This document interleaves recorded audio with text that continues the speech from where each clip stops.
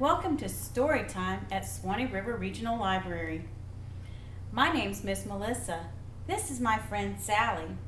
We're going to be reading some delicious stories today, so let's have a Readalicious time. Time for a story.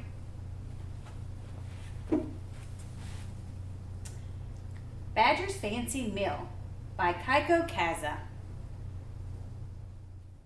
Badger's Fancy Meal.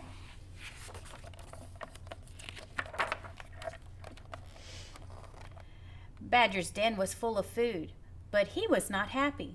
Apples, worms, and roots, same old, he sighed. I wish I could have a fancy meal for a change. So Badger crawled out of his den and eagerly set out to find his fancy meal. Soon, Badger spotted a mole walking by. He thought, how about a mole taco with hot, spicy salsa? Now that's what I call a fancy meal. He jumped for the mole, but it was too slippery. It slipped and slid right out of Badger's hands. Then it scampered away as fast as it could and found a perfect place to hide. Badger was disappointed, but not for long, because soon he spotted a rat walking by. He thought.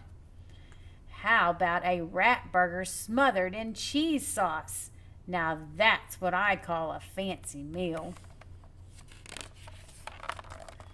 He jumped for the rat, but it was too wiggly. It wiggled and jiggled right out of Badger's hands. Then it scurried away as fast as it could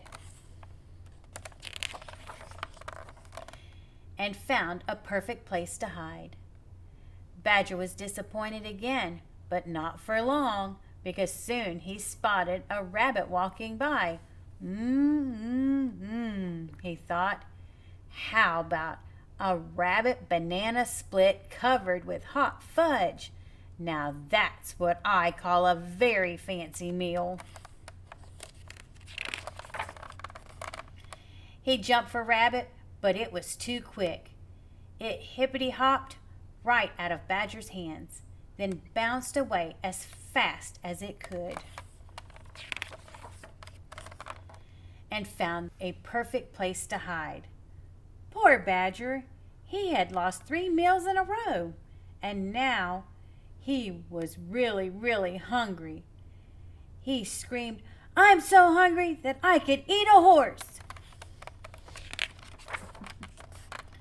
Oh, really?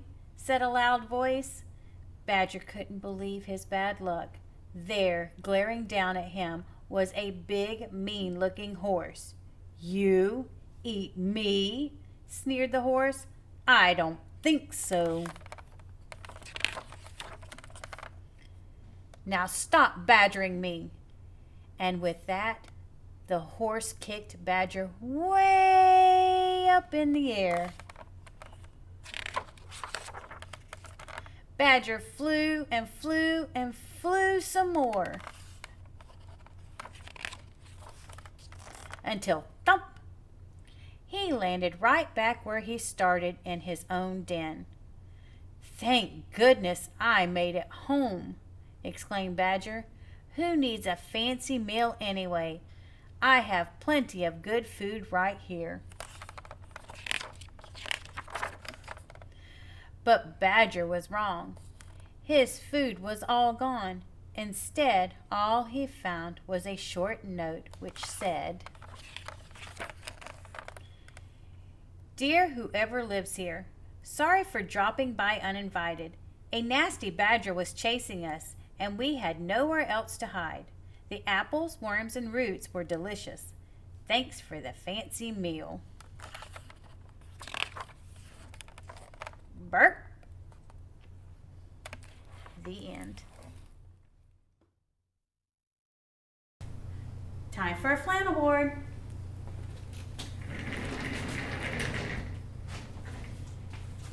It's called The Carrot Seed Adapted from a book by Ruth Krauss. The carrot seed. There once was a little boy who planted a carrot seed. His mother said, "I'm afraid it won't come up." And his father said, "I'm afraid it won't come up." And his big brother said, "It won't come up." But every day the little boy pulled up the weeds around the seed and sprinkled the ground with water. But nothing came up, and nothing came up, and everyone kept saying, "It won't come up." But still, every day, the boy would pull up the weeds around the seed and sprinkle the ground with water. And then, one day,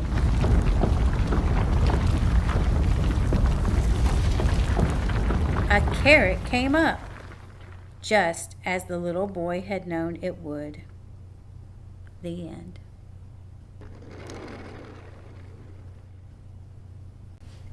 Time for a story.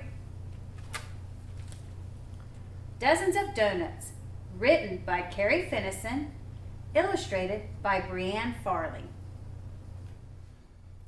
Dozens of Donuts.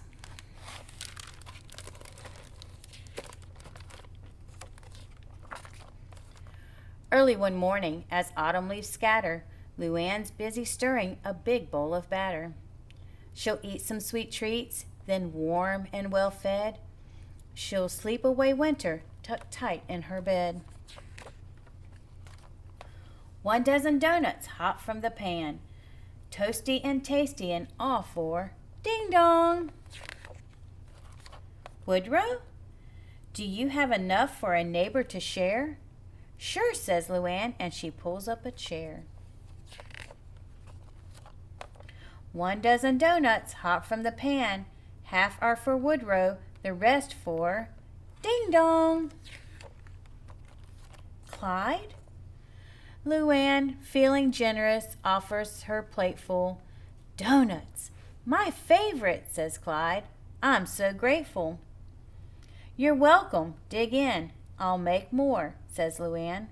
She measures and mixes as fast as she can. 1 dozen doughnuts hot from the pan, a few for her friends, and the rest for ding dong. Topsy? I smelled something good. Can I hang for a while? Luann says come in, but she's lost her big smile. Delicious, cries Topsy. She gulps down a swallow. Luann's heart feels warm, but her belly feels hollow. 1 dozen doughnuts hot from the pan, some for each friend, and the rest for ding dong. Muffet? Muffet is so shy that she hides in a shrub. Luann heaves a sigh and says, come join the club. While her guests eat the doughnuts, Luann starts to worry. She cracks her last egg and pours milk in a hurry. The last dozen doughnuts, hot from the pan, a pair for each friend means there's more for ding dong. Chip and Chomp? It sounds like a party. They both scamper in. They fill up their cheeks. Now let winter begin. Woodrow pours cider. They all raise a toast. But Luann is fed up with her job as their host. She's ready to sleep through the snow, ice, and sleet, but winter is near and there's nothing to eat. Deep in her throat there's a low, hungry grumble. It slowly grows louder. Her friends hear the rumble. One look at Luann and they dash for the door. After all, she's a bear and she's ready to roar. She fusses and flails and then slowly grows still. Snowflakes drift down. All is quiet until ding dong. Peeking outside, Luann blinks in surprise. Her friends have come back, and they all brought supplies. We counted the donuts you made us, so many, and that's when we noticed you didn't get any. Topsy ties aprons, they prop Luann's feet. Chip measures, Chomp mixes, Muffet checks the heat. Dozens of donuts hot from the pan, stacked up in heaps, and they're all for Luann. But her friends have made more than enough for one bear. She has plenty to eat, and she's happy to share. The end. Now let's do a song. Do the motions with me. Pop, pop, pop. Pour the corn into the pot. Pop, pop, pop. Take and shake it until it's hot. Pop, pop, pop. Lift the lid. What have you got? Pop, pop, pop. Popcorn! Thanks for watching. Now it's time for a draw and tell. It's called Tina's Treats. Tina's Treats. Tina loved to eat treats. For her birthday, her grandfather gave her a silver dollar to buy any treat she wanted. It looked like this. Tina walked down to the store to pick out a treat. At the store, she walked around and around, looking at all the things that she wanted. Finally, she saw a long counter full of her favorite treats. Tina walked back and forth, looking at all of the choices until she finally picked one.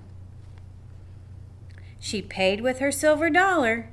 Then she headed back home, eating her treat the whole time. Do you know what Tina's favorite treat is?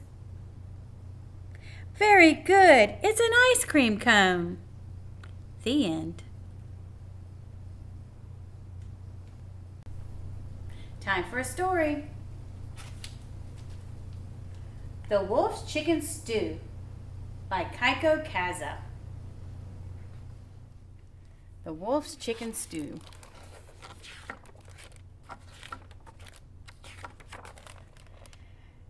There once lived a wolf who loved to eat more than anything else in the world. As soon as he finished one meal, he began to think of the next. One day, the wolf got a terrible craving for chicken stew. All day long, he walked across the forest in search of a delicious chicken. Finally, he spotted one. Ah, she is just perfect for my stew, he thought. The wolf crept closer, but just as he was about to grab his prey, he had another idea. If there were just some way to fatten this bird a little more, he thought, there would be all the more stew for me. So the wolf ran home to his kitchen and began to cook. First, he made 100 scrumptious pancakes. Then late at night, he left them on the chicken's porch. Eat well, my pretty chicken, he cried. Get nice and fat for my stew. The next night, he brought 100 scrumptious donuts. Eat well, my pretty chicken, he cried. Get nice and fat for my stew. And on the next night, he brought a scrumptious cake weighing 100 pounds. Eat well, my pretty chicken, he cried. Get nice and fat for my stew. At last, all was ready. This was the night he had been waiting for. He put a large stew pot on the fire and set out joyfully to find his dinner. That chicken must be as fat as a balloon by now, he thought. Let's see. But as he peeked into the chicken's house, the door opened suddenly and the chicken screeched, "Oh, so it was you, Mr. Wolf." Children, children, look! the pancakes and the donuts and that scrumptious cake. They weren't from Santa Claus. All those presents were from Uncle Wolf. The baby chicks jumped all over the wolf and gave him 100 kisses. "Oh, thank you, Uncle Wolf. You're the best cook in the world." Uncle Wolf didn't have chicken stew that night, but Mrs. Chicken fixed him a nice dinner anyway. "Aw, shucks," he thought as he walked home. "Maybe tomorrow I'll bake the little critters 100 scrumptious cookies." The end. Well, Sally, did you enjoy the stories? I sure did. Does it make you hungry for yummy treats? Yeah. Well, I hope you enjoyed our delicious stories. Tune in next time. Thanks for watching.